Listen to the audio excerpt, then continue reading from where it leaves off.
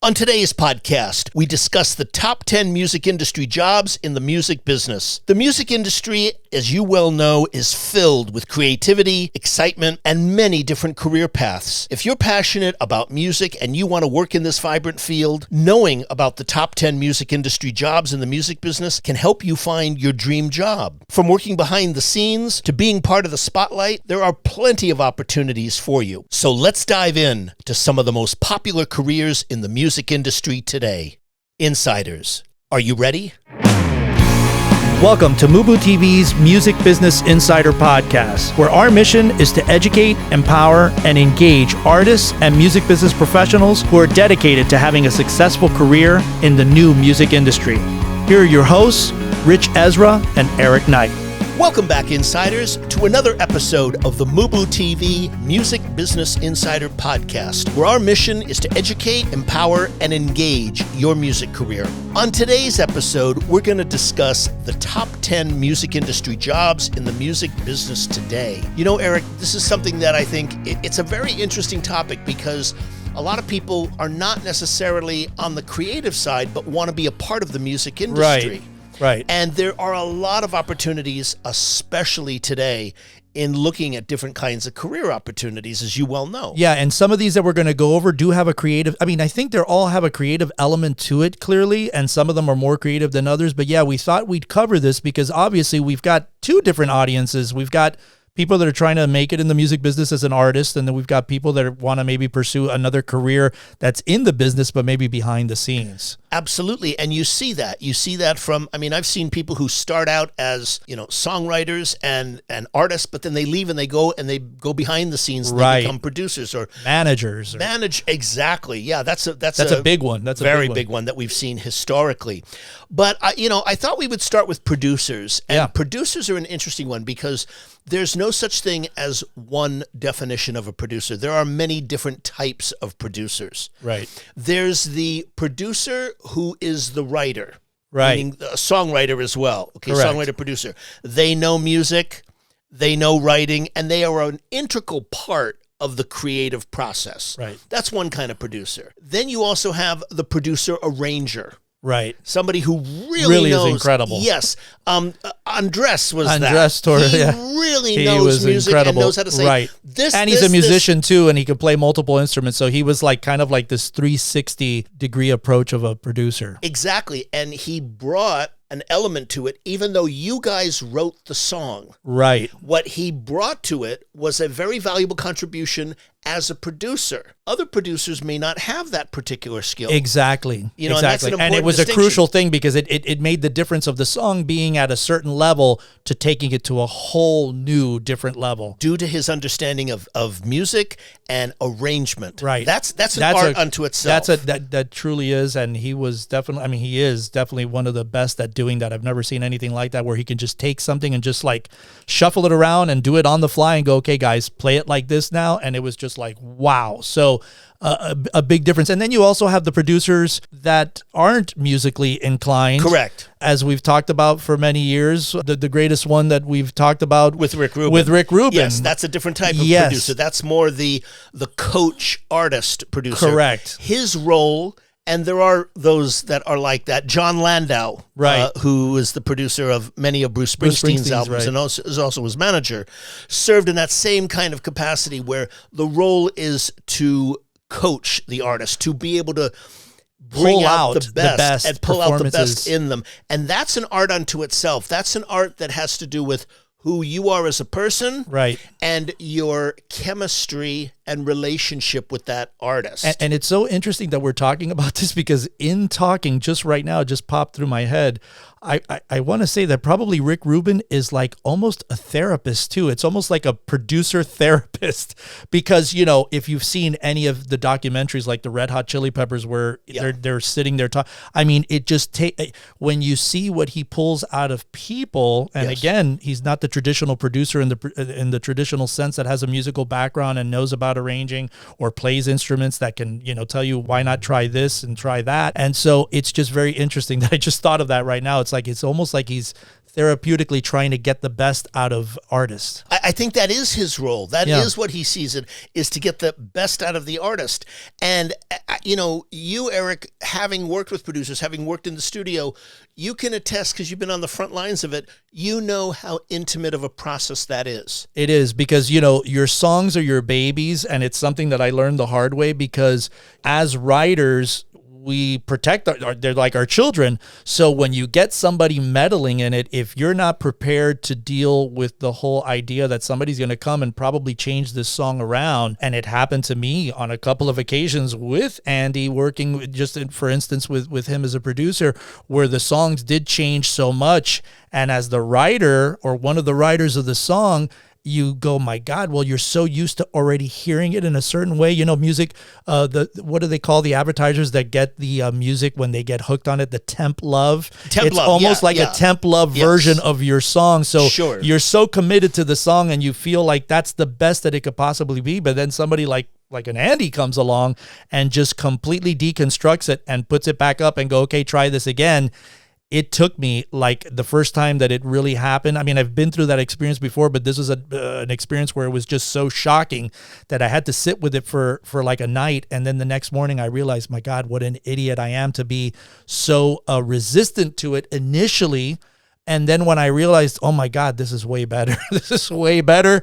And it served the song better. And I'm always for serving the song, and I think everybody out there that's writing music, when you get producers involved, you need to, and then there's some cases, obviously, that the producer, the best version of the song was the one that you ended up with. But as least as you explore it, if you go and explore the different versions of how the song could be, because again, it gets back to what you have talked about and what we've talked about on the show with music collaboration, and about getting something from somebody else that you would have never gotten from the other person or from yourself. So yes, exactly. That I think it was said to me once that the purpose of collaboration is to create something that neither one of you could have created alone. Right. And that's why I'm such a big proponent of working with people, because, somebody could come with something that you would have never thought of in a million years and go, wow, that now takes it to the next level. So having somebody like a producer coming in and really trying to serve the song, again, at the end of the day, you can go around in 30 different directions, but if you come back to what your original idea was and it's the best, well, that's the best version of the song, but at least try it and try to explore it, because you never know what you're going to get. Yes, and what's interesting about what we're discussing is, as I'm going through my mind, there are very, very few. I can only think of one right now, and I'm sure that there are others, people who have been able to create entire bodies of work throughout their career with no producer. Led Zeppelin was one. Prince was, okay, Prince, thank you. Two right there, okay? But those are so rare. They're so rare, where they have such a strong vision. And Jimmy Page did come into Led Zeppelin with literally 100,000 hours and of sessions studio work, working with the him. best producers in the world. So he learned, and Jimmy Page once famously said, all that experience, it didn't teach me what to do. It also taught me a lot of what not to do. Exactly. And then you have somebody on the opposite side of the spectrum, like a Mutt Lange, that just does the complete, total 360-degree world of music production, and writing and singing and arranging and lyrics. I mean, those are very rare too. But when you get somebody like that and you see the results commensurate with like a Def Leppard. Yes. But he also did it with people where he had nothing to do with the writing, with AC/DC, when you look at Back in Black, which is a classic, one of the classic albums of his early production work, back in 1980. Very, very much so. The other kind of producer, which is the fourth kind, is the technical producer, the person that knows how to get the sound the best that it can be, and is very technically oriented and knows how to get what you want onto like an engineer, basically. Exactly. Somebody that has extensive engineering background experience, which we had a lot of engineers that have gone on to become incredible producers. Absolutely. I mean, you think of like Phil Ramone, and you think of like Tom Dowd, who started as engineers and became great producers in their own right over the years, where everybody had worked with them.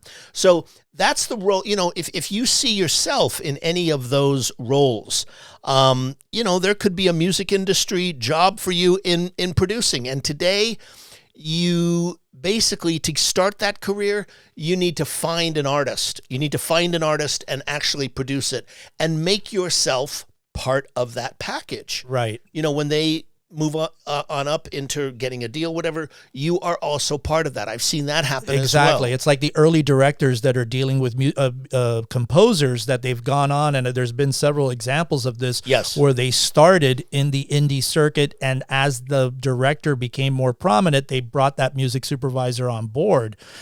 So it's the same along the lines with music production. And I don't think you have to wait to go to a studio to try to get a job. I mean, I think you can be doing this right now today, working with artists in your area and just offering your services. And, just to be, because if you're just starting this from nothing, you got to start somewhere. So as long as you can find people that are willing for you to do that. And there's also a lot of great books. There's tons of courses out there that you can buy now. And a lot of videos you can watch. A lot of videos that you can watch on YouTube. But, some of the top producers now I've seen have got incredible courses that you can do. So there's no limit to you learning this.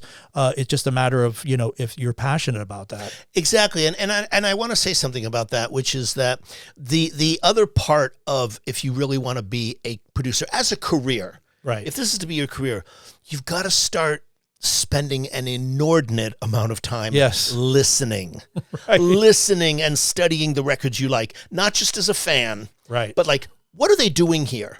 Right. What is that guitar? Does that have reverb? Does that have not? What do they do with that? Isn't it interesting how they, if you look at the music as a canvas and, the mixing, for example, is like applying paint. Right. There's a sketch and then you're applying. I think that's the way that I look at it. We as writers, we are creating the sketch. If you get a producer that's worth his weight, they or her, they come in and they add the color, I believe, to that painting. And that's the way that I visualize that. So if you visualize it along those terms. And one other thing that I'm stating the obvious with all these careers that we're talking about today, such as music producers and the next ones that we're going to get into now, obviously the obvious is trying to get internships. Whether you don't have to be in LA, you don't have to be in Nashville. There's studios everywhere. Just try to see if you can, go to places and see if you can offer. Tell them I'll work for free. I'll do whatever, clean the floors, whatever, to just get in the door so you can sit in on the sessions and just be a fly on the wall and just absorb everything. That's the first thing that I would suggest. And just try to get an apprenticeship at one of the local studios in your area. Go to live shows and see if there's anybody there that might know. And in terms of if you're trying to look for something, also a lot of the schools, the community colleges, universities, usually have recording programs too, so you can look into that too as well to get into a more segmented, regimented approach.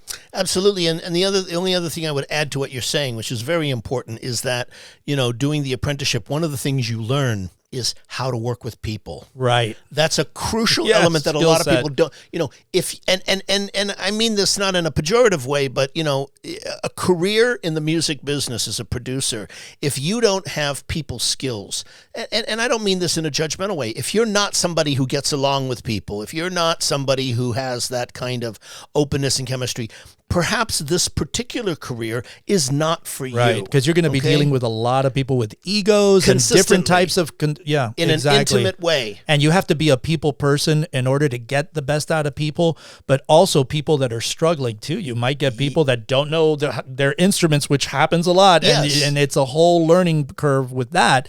So I think it's also, a lot of these jobs that we're going to talk about today, there's a whole psychological part of it where you have to know people. Yeah, very, very much so. The next career is one that is really evolving. And, we see an entirely new generation of people, which is the role of the artist manager. Now, that's a music industry job that you see developing, I think, in a whole different way over the last 10, 15 years. Managers traditionally were 1 and 2 people operations, and they still are to a great extent. It's about finding the talent.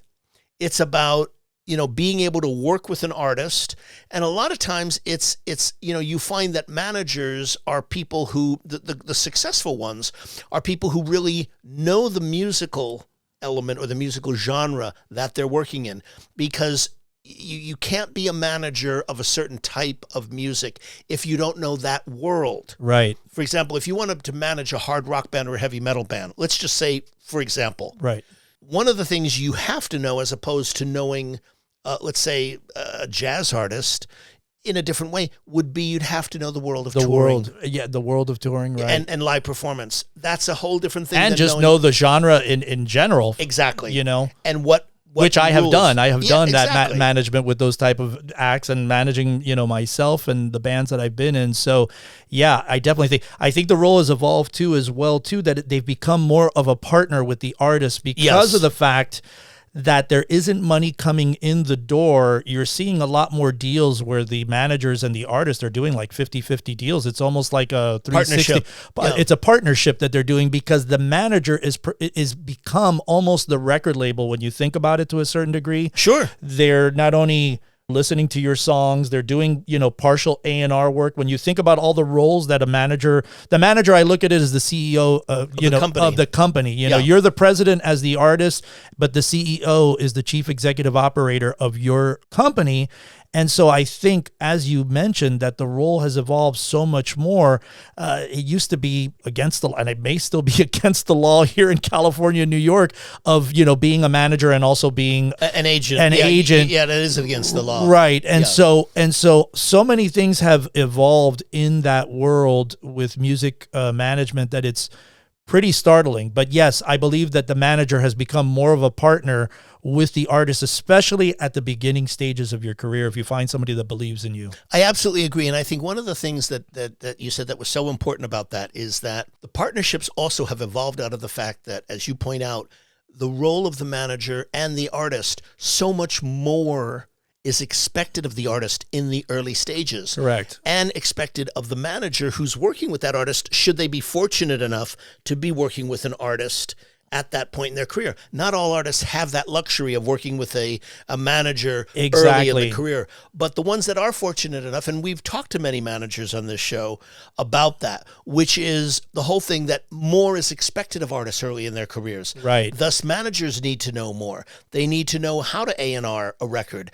because, there may be an opportunity to make a record on their own. You don't need six figures anymore of money to make records. Exactly. You don't. And you also need to be, again, getting back to the therapy, I believe, because I've done management for many years now, as well as my music career, is that you have to be, a people person and a therapist, because you become, when you get enmeshed into the world of the artist that you're working with or band that you're working with, you become their mother, their brother, their father, their sister, every element, because it is such an emotional roller coaster ride that you're going through as an artist. That's right. And so you have to have a close relationship with your artist. And I think the best managers that I've seen are ones that were either former musicians, because they can understand, like I understand the world of what we're going through as an artist. I can kind of put myself in that place. I think Mike Daly, in the world of A&R, he said, he imparts a lot of advice to a lot of his clients that they've signed to Disney,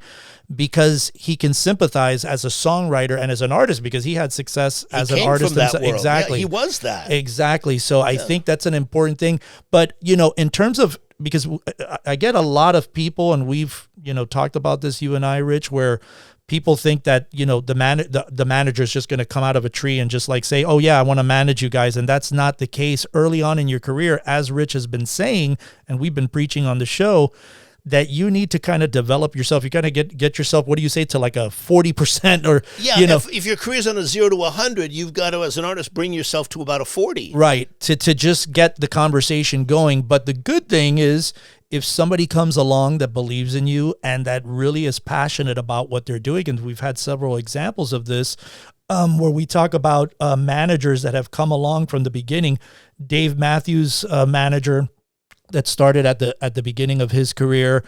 We can also talk about Corin Capshaw, not as a manager. He started as a tavern keeper. And the same thing with Paul McGinnis from U2. And look at what that. So there's also these other stories of people that have been along at the beginning that learned as they went.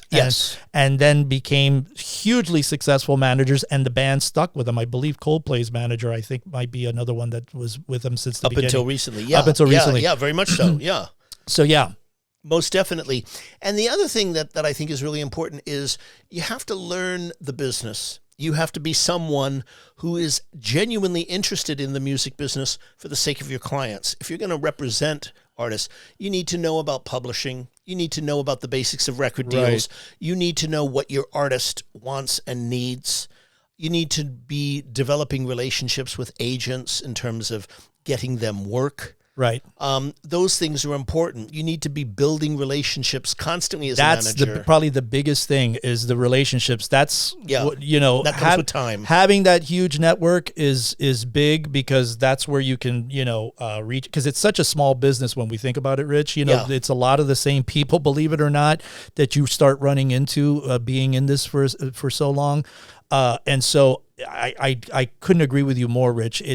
It's all about relationships, and that's what this business is based on. And you're the master of that. I've told you several times, just in your world, what you've managed to do with the huge network that you've developed. But, obviously you've been in it for a long time, but I'm always been so blown away with your network of people that you know and that know who you are. Yes, well, I guess it's what's that expression? If you stay in something long enough, you get people know who you are, whether you know them or not. But it's just, I'm 48 years this year. Yeah, it's amazing. It's just like, God, and I wonder, where did the time go? So in terms of artist management, in terms of finding out more, there's books, which we're going to put books on here. Plenty. There's several great books on the subject. There's also courses that you can take. All the music business schools around have those.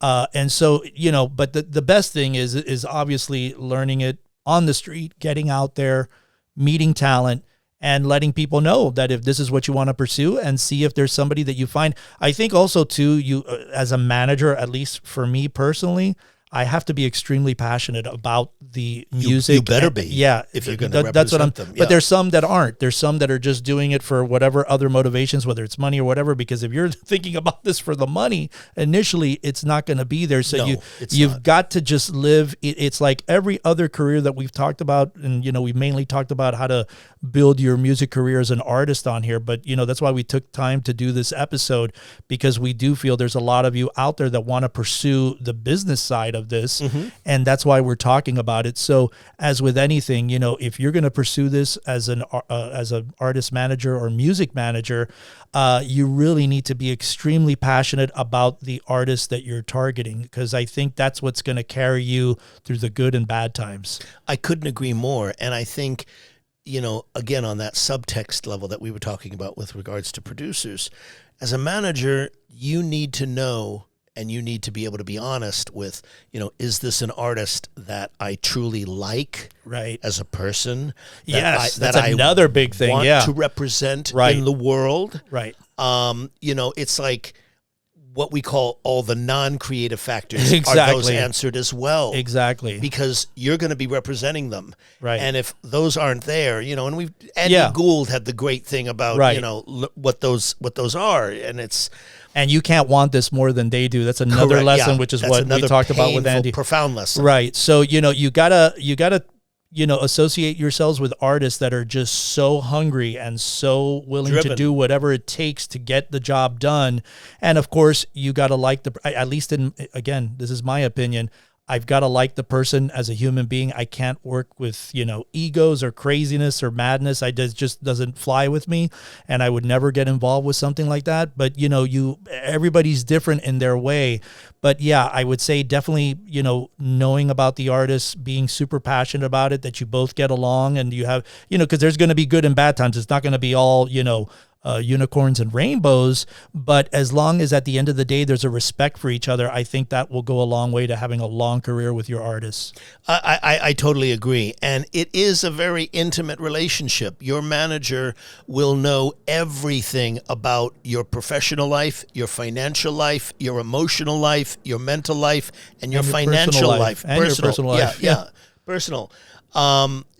So you want to make sure this is somebody who you trust and who you like as a person as well. It's very important.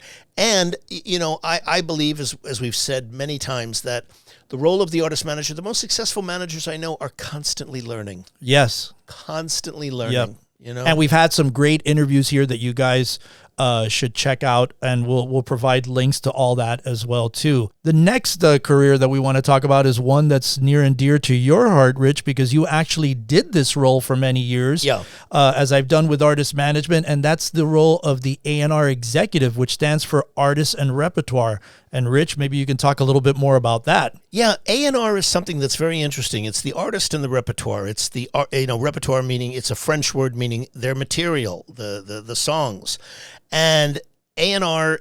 Again, there's different types of A&R. There's A&R where you're evaluating talent, bringing that artist to the label, and helping them make the record, the best record that they can. There's also the kind of A&R where you're signing an artist where your role as an A&R executive has to be going out and finding the great songs, like when we talked to Pete Ganbarg, great conversation we had about that.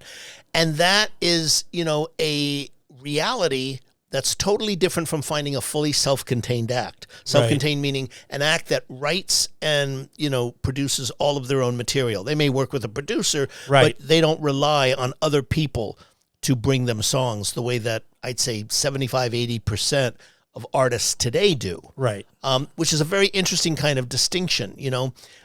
Back many, many years ago, there were very, it was more like, the Elton John or the Billy Joels or the, those kinds of artists who wrote all their own songs. I think we can name on like maybe one hand today, like the amount of art, like Bruno Mars writes his own songs. Very few people in the pop world completely write their own material. It's not that. And even Bruno Mars has got 4 or 5 writers. Yeah, he collaborates. So that's very much more a part of the A&R process. So your job as an A&R person is you also have to be really good at building those relationships with other writers, keeping abreast of who the other producers are, and knowing what the needs are, creatively speaking, of your client, of your person working. Do they need someone who can write with them? Do they need someone who can just pull out the ideas and construct it? Do they need other musicians? What are the needs? And A&R today, A&R traditionally is something that, as a profession, as a music industry job, music business job, was constructed from the point of view of record companies. And traditionally, A&R people were those that worked at the record label who were record producers in the 20s, 30s, and 40s. That's who A&R people were. They worked at the record company, they were producers, and they went out and found the artists and brought them to the label. Inherent in that was that they also had to go and find the material. Very, very few people, up until the 60s, very, very few artists, with the exception of maybe the big band, the Duke Ellingtons and so forth, wrote their own material. They just didn't. Those big bands would then, have to go out and find singers, and all of those artists, Frank Sinatra, etc., all needed songs. So the role of A&R was to match the right song with the right artist. Today, it's very much the same, but you have to find the writers that can work with that artist, who's appropriate. And I did a lot of that when I worked at Arista. We had a lot of artists. We had Aretha Franklin, we had Barry Manilow, we had Whitney Houston, we had Dionne Warwick, all artists that required great material. Clive Davis, who I worked with, used to always say, a great artist with mediocre songs, it's just the equation doesn't work. He said, the world is filled with people with incredible voices. But if the key is finding the great songs, and you always to put talk them over about the that. top. Yeah, absolutely, the great songs, and that's true in any genre, whether it's Led Zeppelin or Whitney Houston. It doesn't matter. Great songs are the key, and I remember when we were when I was at Arista, Whitney Houston's first 7 singles were #1 hits. That's a feat that's never been duplicated. Never been duplicated since. Where the first 7 singles went to #1. But the point I want to make about A&R as a profession is that it is not something that exclusively has to be at a record company today. You can be an independent A&R person. By developing those skills on your own, which means going out and finding talent, developing that talent, and then shopping that talent to a label. And that's often that could lead into an A&R gig. Exactly. And it's happened countless times. Yes, absolutely. There's countless examples of that. We talk about, our good friend Vicky Hamilton. Who, managed in the early years. Motley Crue and Guns N' Roses got an A&R job as a result of handling Guns N' Roses. It's like, well, that's your taste and this is the success. We want to be there when the next one comes. Correct. Also, the guy that signed, who discovered Eminem, who was the writer from The Source, and said, "I've seen the future of rap, and it's called and he's Yes. Eminem." Yes. And he ended up getting a gig as an A&R guy. I mean, there's countless examples of that. That's very true. There's a lot of different ways to go into it, but I guess the best way is like everything, going out there, listening to bands, checking out, artists, looking. I mean, you don't really have to. I mean, it used to be back in the day, you'd have to go out to go see millions of bands. Now you can do this all from the privacy of your home, but it's finding. I mean, one way to get in is like what Ritch said, is finding talent that has not been tapped and maybe reaching out to one of these other A&R folks or people. If you have a connection with some person in a label, or just even cold email somebody on Instagram. We've had several A&R guys we have. that have told us to reach out to them on Instagram and say, listen, I've got this artist that I think is really great. What do you think? And, maybe it doesn't lead to anything, but if they see that you send them things that are of value and that are great, maybe one of them does hit and go, hey, you might get a gig at a label. So there's all kinds of different ways. There's also another element, Ritch, that we don't talk about too. It's almost like the music supervisor. There's the creative part, but then there's the business part. And A&R, maybe you can go into that more, where you have to know the business aspect of A&R. You do have to know the business aspects, and they often depend. Are you working at a major label? Are you working at an independent label? What does the band want? What are they willing to give? Record deals aren't the same as they were back in the 80s, where a band would sign for one guaranteed album or one with 6 options, 1-year options. Today it's a lot different. Often artists come to A&R people with an album already doing something. Right. So that changes the trajectory. So you do have to know deals, and you do have to know where are the income sources that you're going to be dealing and with, I think with also, this artist, and they're different for each act. Yeah, and I think also connecting the dots, A&R really connect the dots with the relation. With again, it's another relationship-driven job where they can fill in the blanks of, once the marketing plans start coming together, what areas can we put that person into? Correct. That could make a big impact, whether that's on the major label level or the independent label level. What brands can we associate them with? Exactly. Do you have a real understanding as an A&R person, when you talk about the non-creative, of who this artist's audience is? Right. What do they stand for? Back to the avatar. Back to the avatar. What do they stand for? What do they represent? What don't they stand for? Right. Who are they? We're in a world where music is free. Whether it's your band or Beyonce, the music is free. So from the business aspect, you have to know that. You have to have relationships with music publishers. You have to know what, music publishing is, especially in the era of bands that write their own material. You have to know that. And in addition, you also have to know the best way, if you're going to be representing an artist as an A&R person, whether you work at a label or not, how do you want this act represented? Right. Photographers and exactly, and image-wise, right, brand-wise, how do you want them presented in the most authentic way to the public? Another thing that I would say too, as far as like A&R people that are out there that are really interested in pursuing this, career in the music industry, is that I think you should be listening to the radio, listening to online, Spotify. Try to identify what songs are hits and why, whether you like the music or not, whether it's your genre or not.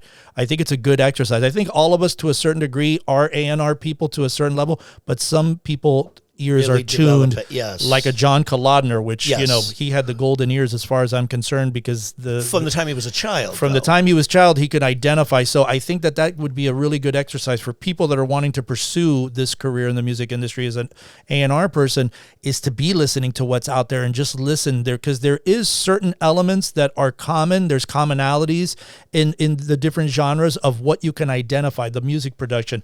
What's the hook? What's the chorus? I mean, all of these things, the lyrical content, all of those things are going to serve you well, because that's what you're going to identify yourself, whether it's, something that's worthy or not to sign. Precisely. And, as our good friend Pete Ganbarg said, you also, as an A&R executive within the company, have to be able to express, why is this artist the best in their genre that we should make the decision to sign them. Exactly. And you need to know that. And Yeah. my listening helps do that. Yeah, and the final thing about this that we'll talk about with A&R thing is that, obviously we've talked about that, a lot of, especially with the major labels, that it's gone more to an analytics, data-driven thing where they're looking at data and analytics, which they're doing in every industry. They're doing this in sports. They're doing this everywhere. So it's not anything new, but it's getting away from the whole idea. And we've heard it from all of the A&R people that we've talked to, like Pete and everybody else, John and everything, that it was their gut. And that's one thing that's sorely being missed. And, I think there's an element to that still has to be in place because you have to be passionate about it. I totally agree. And I think also the other reason why the gut has to be in place is because sometimes the greatest artists in the world, and history backs me up on this, did not hit and take off on their first record. Right. They just didn't. But the talent was there, and maybe it was the second or sometimes the third record that just, exactly, the development, the artist development and belief in that, which is gone, which is gone in these days. But it's back to the manager having to do that. Exactly. Yeah. Exactly. Yeah. Before the artist gets signed. And that's part of I think one of the downfalls, as you say, of the data-driven, because they need all of that data, which means that people are responding, people are listening either on streams. They want more of a sure thing. They want more of a sure thing. Yeah. I get that everybody wants more of a sure thing, but there's an element too that it's the X factor. It's the X factor, and that's something that's just something that is not tangible. It's something that when you know it and feel it in your bones. It's like the story that we talked about again. We keep talking about Pete's interview, which by the time you've heard this episode, Pete's episode from Atlantic, formerly from Atlantic, you're going to listen to, which is a masterclass in A&R. And yes. we recommend everybody to go listen to that episode. He talks about the whole idea of Smooth and how that song from Santana and the steps that he took. I mean, that was a brilliant case of classic A&R work and development. Absolutely. And that requires years of understanding songs, of knowing. And that's one thing I learned from Clive. How do you listen to a song? What is the lyric saying? Right. Is it affecting me here? Right. Or is it just formula, predictable, cliched, over and out, as Clive used to say? Right. Where there's no impact. Does it make me want to cry? Does it make me want to dance? Those things are really important. And if you want a job in A&R, you have to learn, as Clive used to say, to do what's known as critical active listening. Okay? Yeah. Which doesn't mean just, casually or in the background. It means really paying attention, because if you're going to sell this act, you've got to know what makes them special. Right. You've got to know why XYZ band, why the Chili Peppers, or why Zeppelin, or what, not just, they're like really good, or I love Kiss, but what makes them distinct. Exactly. If you're going to be an A&R. Exactly. And you're going to say to your company, I want you to spend $500,000 to $1 million on this, and here's why. Exactly. Yeah, and the last thing that we'll touch on A&R is that, obviously, one of the other ways that the obvious way is you can, apply for internships with some of the majors. And we're going to provide all of those links in the show notes and in the articles that we're going to write on MUBUTV.com for all the direct links to where you can apply for some of these internships with the majors and some other companies that we'll find and we'll share with you on there. So moving along, our next music career or music industry job is a booking agent, which we've had a couple through the years on the show. And maybe we can talk a little bit about that more, about what the... Absolutely. Booking agents have become probably one of the most, if not the most important component in an artist's career. Even artists that don't have record deals. Right. We've talked about this on a lot of panels that I've done over the last couple of years, where the head of APA, I forget his name, the English guy who owned APA, said never before in his history, and he'd been in it for like 50 years, had he had so many artists that he represented as an agent who did not have record deals, but had viable audiences out there willing to spend money to see them live. Right. And that goes right to the heart. That's a paradigm shift, yeah. Total paradigm shift. That goes right to the heart of being a booking agent and the importance of that. A booking agent is somebody who procures work for you. Right. They're not a manager. They don't manage your career. They book you. So you have to be a live act that performs, that has a show. That are selling hard tickets. Yeah, that's the floor. Like, it's not like the potential or maybe or in 6 months. No, The booking, you don't go to a booking agent unless you have a full show ready to go out on the road. That's what they do. They go and they get you different kinds of gigs, whether it's a club tour or a theater tour or an amphitheater tour or an arena tour or a stadium tour. I mean, and there's all levels in between. And booking agents, I do want to say it's a little more formal. You cannot just hang your shingle out like you can as an A&R person or as a manager and say, I'm a booking agent. You must be licensed to do that. Right. Okay.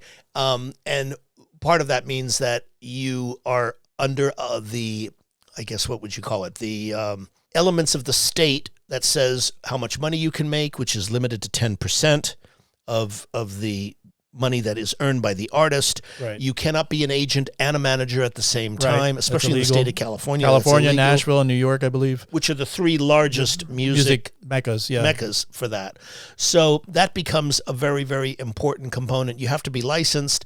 Probably the best way, and you mentioned this before, is to do an internship with that would be a booking agency. A booking or an apprenticeship, could be a small one, could be a big one. Correct. But let's talk about, what makes for a good booking agent, especially when you're starting. It's a lot of the qualities that we've been talking about. Do you understand talent? Right. Before they've succeeded?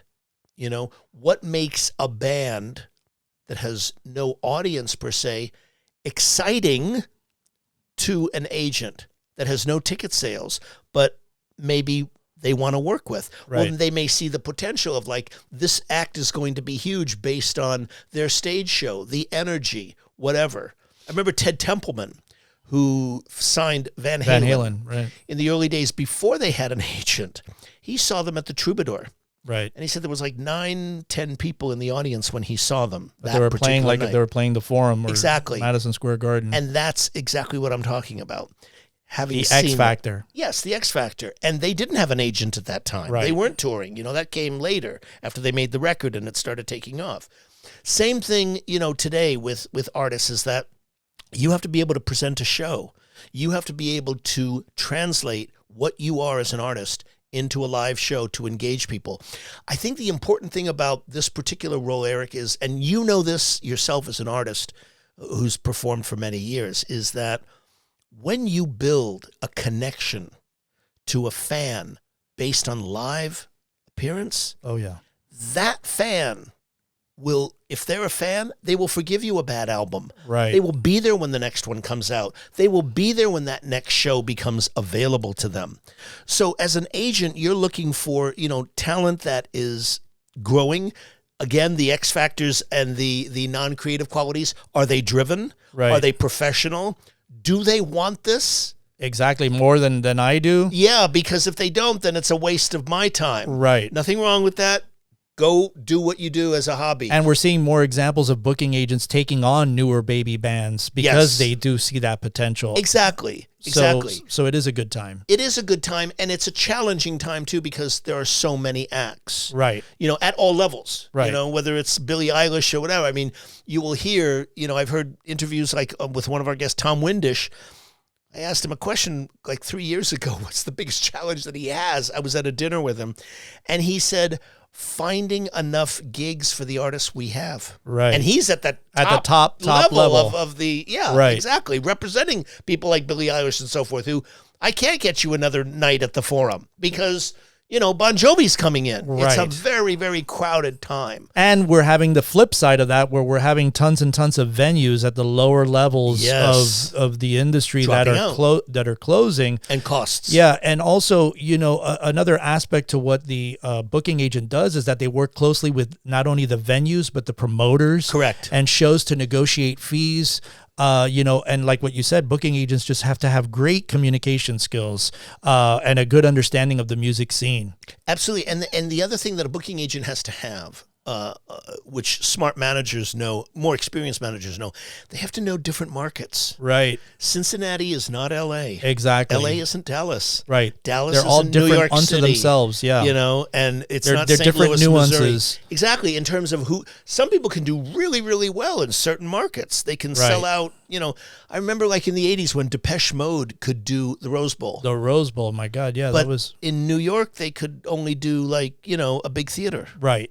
That's a radical difference. That's understanding the marketplace. Exactly. And that's something that an agent needs to do. It's a little easier to do now with all data, of the sources with and the data. Right. But that's, if you're interested in that, and I say that, you're making decisions based on the live aspect. Who's going to draw people? Right. So it's not the same as A&R. There's an A&R component to it. Yeah. But if you're a booking agent, you're looking at who's going to draw people. And same with promoters.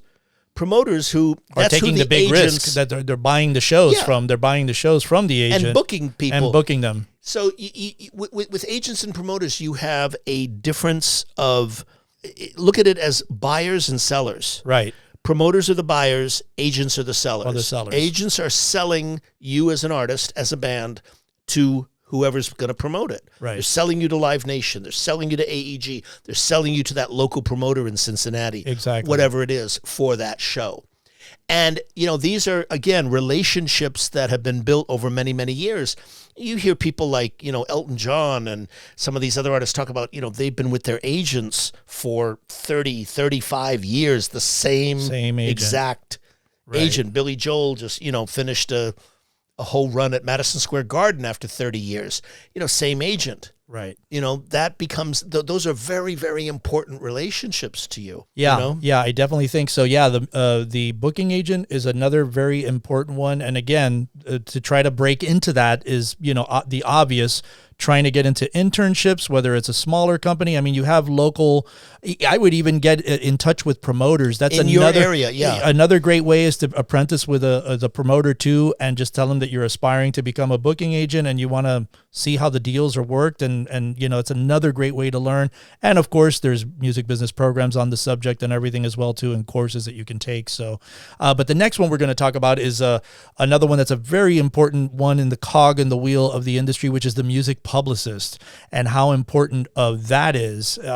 We could talk a little bit about that. Well, this is an area that I've always felt it's a very interesting profession in this era today, because publicity in the past eras, was a lot easier. Right. Why? Because the amount of media outlets was very, very limited. We had limited magazines, with very limited TV. Now it's just been an explosion. Magazines and newspapers, but it was manageable. Right. We knew what they were. Right. Now I think they're there's cropping over up every 1 day. million blogs. Yeah, they're cropping up every day. And also, you don't reach people as a publicist as the same way. Exactly. Audiences. Yeah, it has changed quite a bit. And, I know about this subject because I've done a lot of publicity in my own life with working with talent and on my own.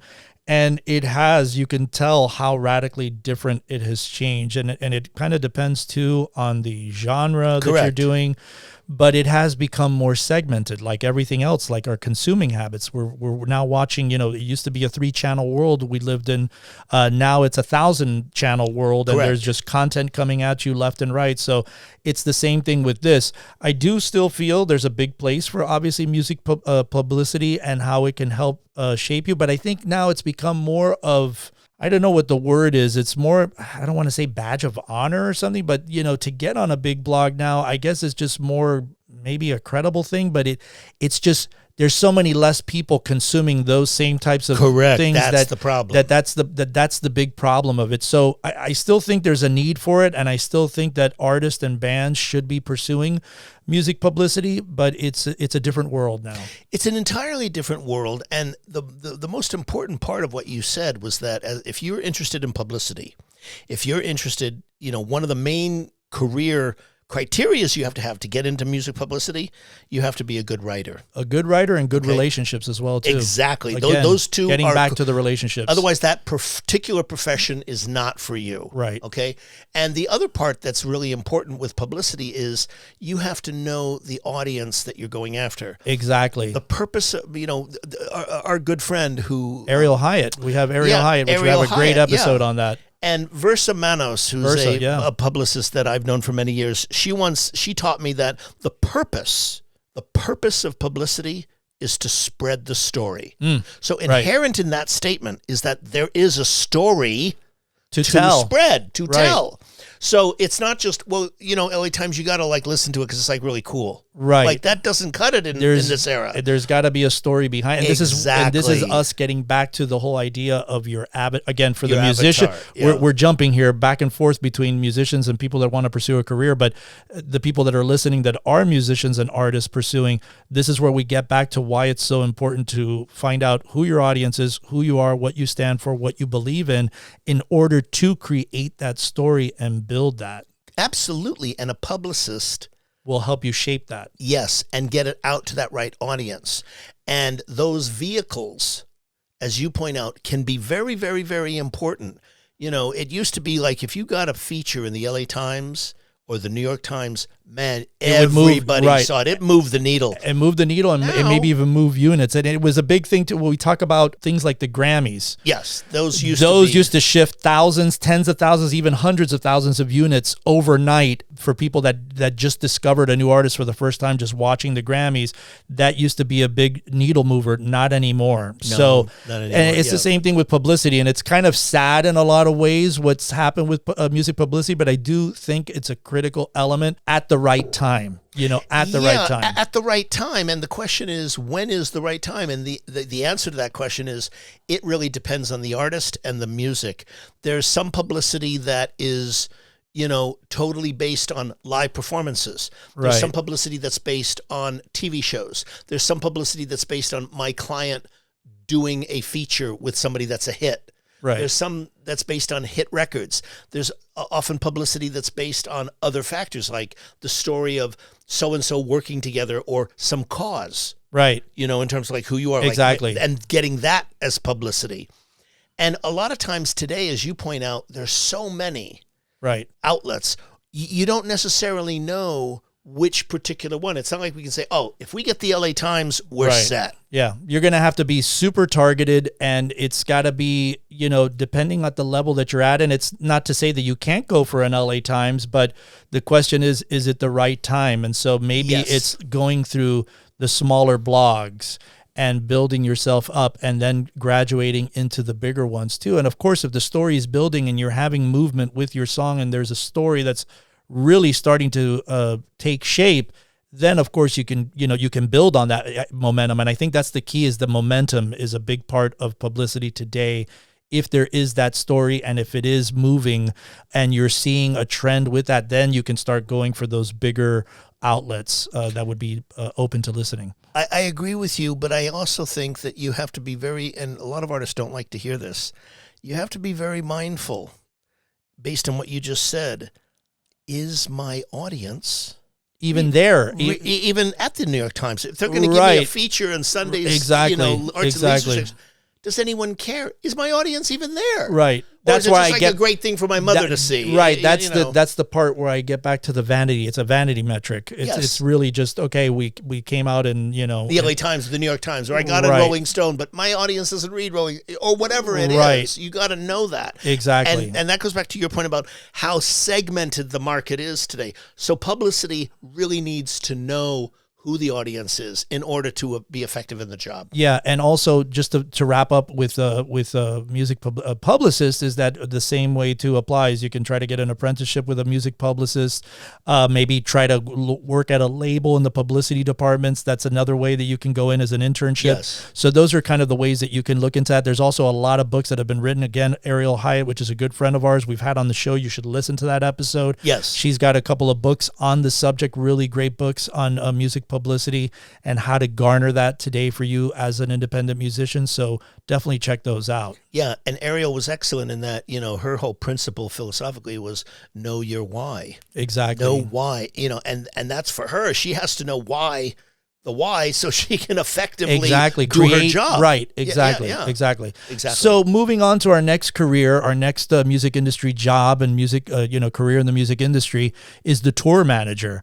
And we've had a few of those on the show, which we'll post everything of all these careers and all the links that we feel would be important in the show notes, as well as on the website, MUBUTV.com. But the tour manager, they ensure that everything runs smoothly when an artist is out on tour.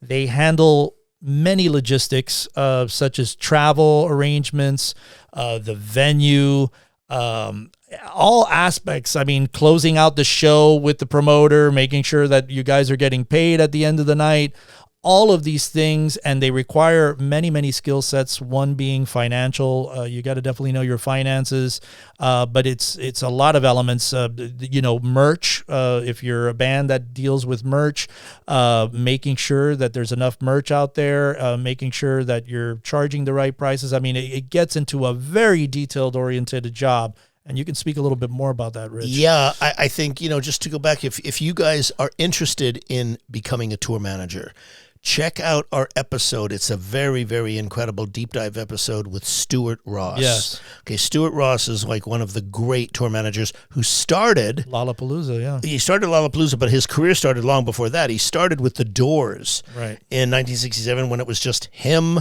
setting up the stage and putting up amps on a stage. That was like, there was no, show and in that era. But, Stuart's the one that's really educated me on the role of the tour manager has become very, very sophisticated today. Absolutely. As you mentioned, you got to have financial skills. Yep. You got to know. And, some of the ways you can get that by working at a box office. Right. By working at a ticket company, learning a promoter, everything. Yes. That's where all of those aspects kind of intertwine. Play. Yes. And the other thing that you have to have, if tour management is really going to be a career option for you, you have to have incredible organizational skills. Yep. And you have to have immense, and I mean immense, people skills. Because you are literally, in charge of, you can imagine like some of the giant people, like the tour managers for Coldplay or the tour managers for U2. They're dealing with every aspect on a daily basis. And they're dealing with hundreds of people over a 5-6 month. From the talent to the venue to every aspect to all the crew, everything. And so that one is one that you have to be very prepared. And you also have to be somebody that, which a lot of people are, but that loves to travel, but in 24-hour, 7-day-a-week conditions. So you have to be prepared if you really want to live that life.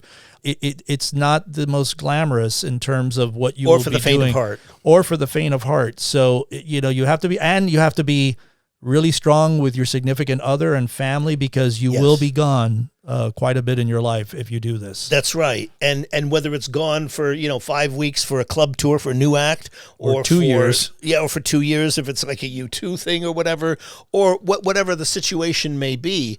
That's crucial. I mean, I was looking at an interview that Zane Lowe did with Coldplay on their new album, and he went to Ireland to do it, to catch up with them. And they've literally been like touring, making a record and touring for something like 4.5 years now. Yeah, it's been nonstop. I mean, it's like nonstop. And he says there's one more album in us, and that's it. That's what Chris Martin says in the interview. That's it. Oh, they're not going to tour anymore? Or make records anymore. I mean, like, he really has it set in the same way that Quentin Tarantino has said, with the 10 films, my 10th film, right? That's it. And it's so they're not going to tour or record anymore. That's what he says. Now, who knows if that will change. But the point is that, like what Eric was saying about, you have to really know that you want that kind of a life. Right. You want that kind of a life. It's and a tough are life. You that kind of a person? Do you have those kinds of talents? Right. A lot of people that do have those kinds of talents, but they don't want to apply it to that kind of a job. Right. So, it depends. But tour management is something that it's evolving.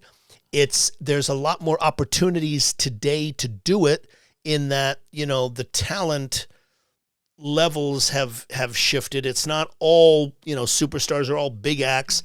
It's kind of mid-level, lower-level acts. Yeah, right. A lot more of those than there are the superstars. Right. Exactly. I mean, we can name the superstars on one hand. Exactly. And a lot of them are older.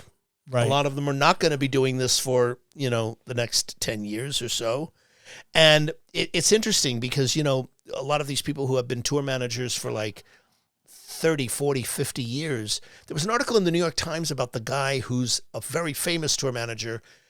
I can't remember his name, but They were focusing in on him. He's 71 and still doing it. And I forget, I mean, there's somebody like that's major. It was like, you know, when a lot of people go out, he gets called to do this. Right. But you have to have those skills. That's the thing. The accounting. Yeah, you have to go. Closing a show. I would definitely be going to school and, you know, whether it's majoring in business or whatever, you definitely want to have that business. You don't have to necessarily get an MBA, but you definitely need to know your finances. So taking courses on, I can't tell you how many of our guests have talked about that, which would be very, very helpful and very key for your success into becoming a tour manager. And obviously, like with all these careers, apprenticing maybe with a tour manager, you can also try to get an internship. But a lot of that particular world, you're not going to know it in any books. You got to get out there and do it. It's like with all the careers, but that one in particular, you got to really just get out and do it, because it's so, like you said, it's so woven, because you're dealing with every aspect on it. It's like a circus. You're taking a circus out on the show, and it is a circus, literally. Every night. What you're dealing with, because you have to deal with so many different types of people, from the venue people to literally concession. I mean, everything that's related to what's going on with that particular show in that particular city, you're dealing with the day-to-day on. Absolutely. And you have to deal with all the people. So you have to have incredible people skills and incredible, and I mean incredible, organizational skills for that particular job. Absolutely. So moving right along, we've got our next career, our next music industry job and career in the music industry, which is the recording engineer. And this is another one that, you know, we talked about producers at the top of the show with this particular career. The recording engineer obviously works in studios to capture sound as musicians perform. You know, they're the ones that set up the microphones. They basically set up all the gear. They know how to get sounds for the producer that they're going after. And so the recording engineer is a very integral part of the recording process. Yeah, it is. And it's also one of those fields, Eric, that has really evolved, especially over the last 20 years.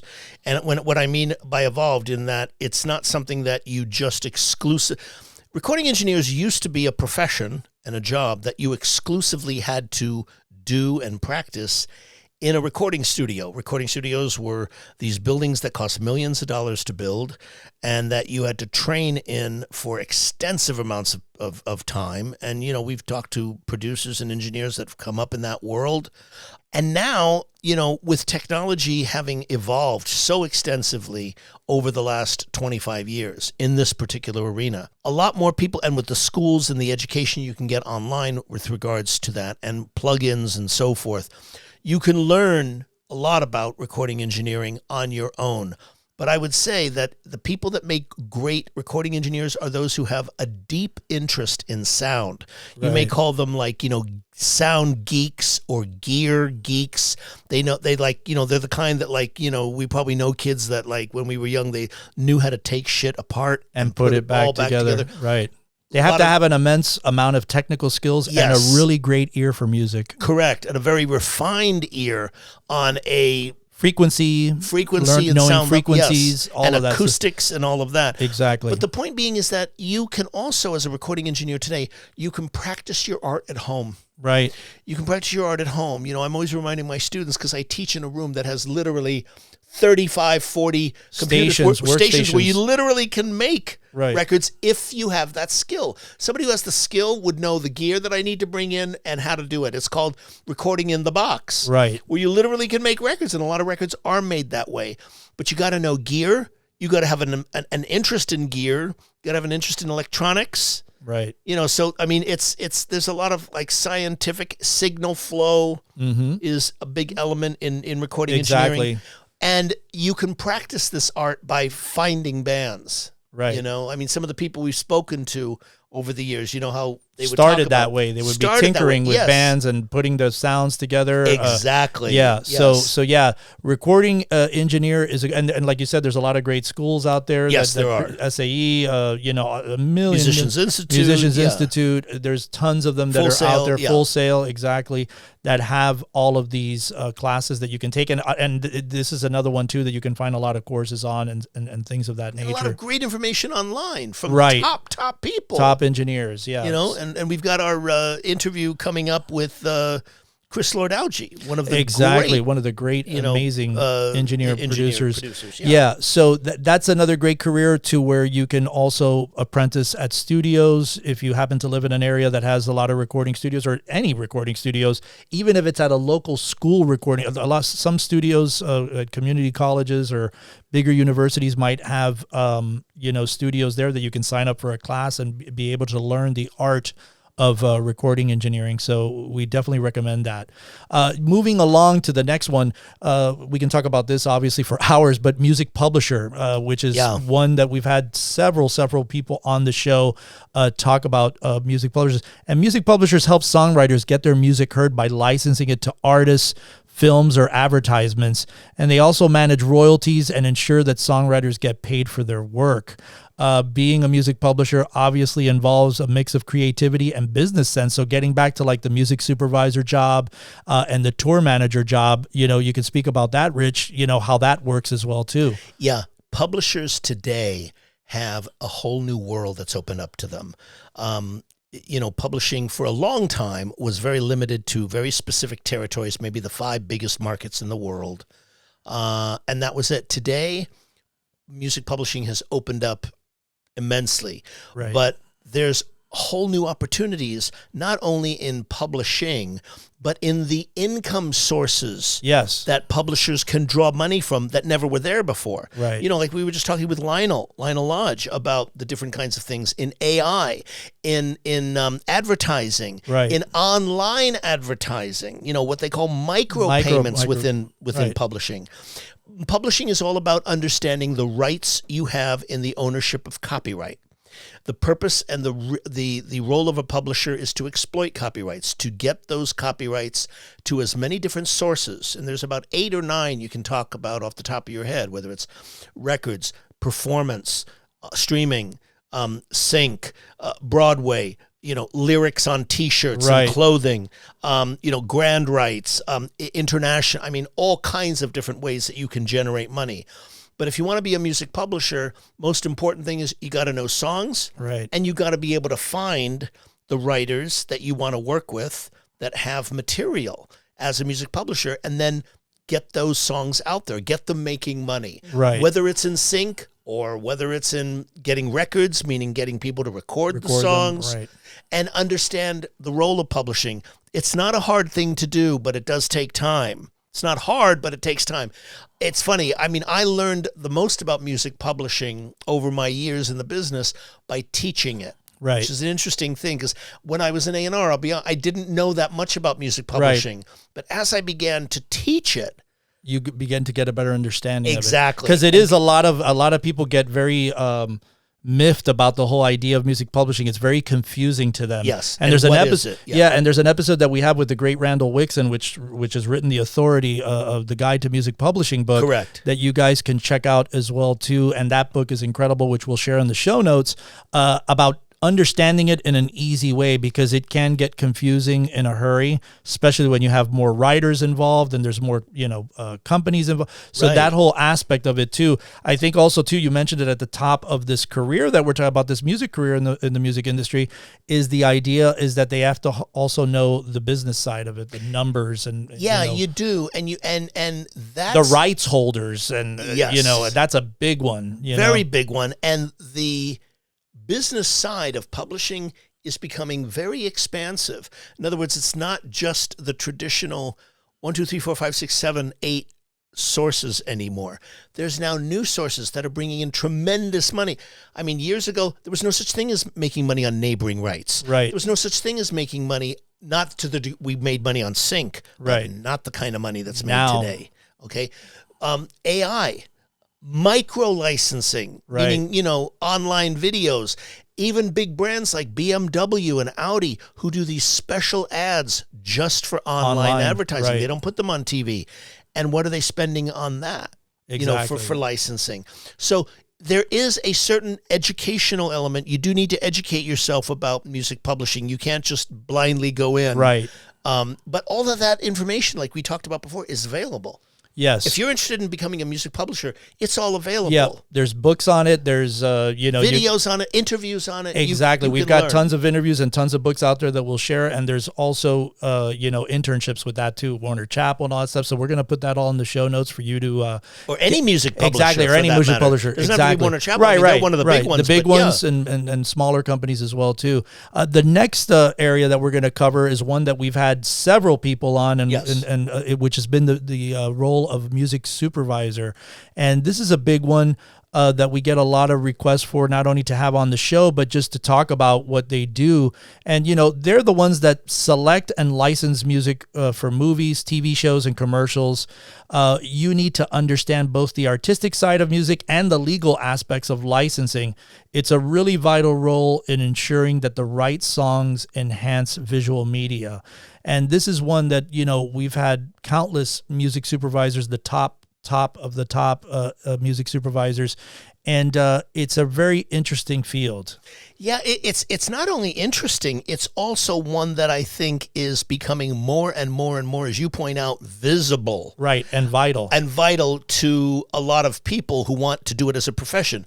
Jennifer Piken, who's one of the top music supervisors, and we've had her on the show, has a great course that teaches people, if you want to be a music supervisor, these are the things you need to know. And you need to know about music publishing. Right. You need to know about splits. You need to know the rights that exist in a song and in a record. Like when you're licensing, you're not just doing the song, which is the music and the lyrics, but you're also licensing that recording. And which recording are you doing? Are you doing from the original artist, or are you doing the cover version that so-and-so did? Exactly. Do you have the permission to do that? Exactly. Yeah. And, knowing the difference. Do you understand copyright? Right. Do you understand, the financial aspects of sync, money-wise? Like, what do you pay for, exactly. The initial? What's the going rates? Exactly. And how do you determine that? You have to know what your budget is for the project. And that's a crucial one. That's everything. Yeah, it starts pretty much with there. Yes. What is the budget that they're giving you? So, yeah, this field is one that's very interesting, but it's one that's misunderstood, too, because they just, a lot of people just think, oh, I'm just picking songs for scenes and films, right? Oh, it would be great if it was just that. Right. Yeah, I mean, if it was just like, oh, I'm really good and I know a lot about music, right. And a lot of people could do music supervision if it was just that. But it's also, like we've said with many of these jobs, Eric, it's also having the personal relationship skills. That's crucial in music supervision. Right. If you don't have those, this is not a profession for you, because you're forced to deal with too many people, artists, other songwriters, other publishers, other record companies, managers who, you're going to have to deal with to get permission, no matter who you are, at what level. All of those people are people you have to deal with. The licensing staffs at labels, at publishers, etc. In terms of doing that job, you have to understand the money flow. Right. You have to understand where it comes from. And you better be sure that you get all the permission that you need for everybody and all the rights holders in line, because if there's a problem, we've heard many of those stories on the show. Oh, and they're disasters, you know, and people never work again as a result of making that mistake. It's one of the reasons people don't accept outside songs or don't accept songs from sources they don't know, because they have been in those situations where they're on the final mix stage and it's like, well, wait a minute. You're telling me now there's a co-writer on this? Well, you told me that you own the song. Right. Oh, yeah, but I wrote it with... Exactly. And then, that other writer, Sony or Warner Chappell or whatever, has a piece of it. And that's why music supervisors recommend going to a legitimate library and having your songs available there, because there it's been vetted and they know with confidence, with a reasonable degree of confidence, that your songs have been cleared properly. And there's been some great books on it. Thinking in Sync with one of the guests that we've had on our show. Her name escapes me right now, but there's a lot of great books out there. And also, again, this is something where you can... And courses too. Courses on it. Jennifer Piken's course, which we'll put in the show notes.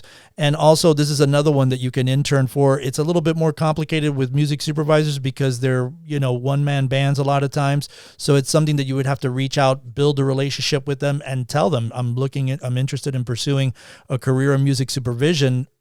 could I shadow you on a project, anything, just to get your foot in the door. So we'll post those on the show notes as well too. Our last career, this is one that's interesting, that's becoming more of a trend, which we wanted to share, which is the social media manager. And this is one that, we, can speak to about, in today's digital world, social media managers are essential for promoting artists and their music online. They create the content and engage with fans and analyze social media trends to boost the artist's presence. This job is perfect for those who love technology and creativity. And this is one that's, has become so crucial within the past 10 years from a major label. Any part of the industry you can think of, there's a social media presence on there. But the social media manager, they're the ones that kind of run everything for the operation. So they may be the ones that are coming up with the content creation for the artist, coming up, maybe even for the content creation for the brand or the label and what they stand for. And again, it's getting back to knowing each artist individually, what their story is. And so it's a role that's become more and more crucial. Oh, absolutely. It's become more crucial, but it's also knowing in particular the audience that you're trying to reach as a social media. Because what I always say, and you always hear me talk about this, and I learned this from you, is that social media is not a generic term. Facebook is not Instagram. Instagram is not Twitter. Exactly. They're not all like, check. No, they're not. Each channel has their intricacies. And their own audiences. Right. And their own, orientation of who you're reaching and the age groups. Like TikTok is not Facebook. Right. I mean, it's not like social media and you check off 6 boxes. Right. It doesn't work like that. That's a very important component in terms of, I think, if you want to be in this profession, is understanding the distinct audiences and role of not only the platforms, but also who the clients are. When you take on a client, you better know exactly that and explore that before taking off and doing the work. Right. Yeah. And like I said, the social media manager is really kind of behind the scenes with getting your message out. So it may be that the artist is providing you with content, which I would hope that a lot of it is being provided by the artists themselves, because that's getting more of their messaging.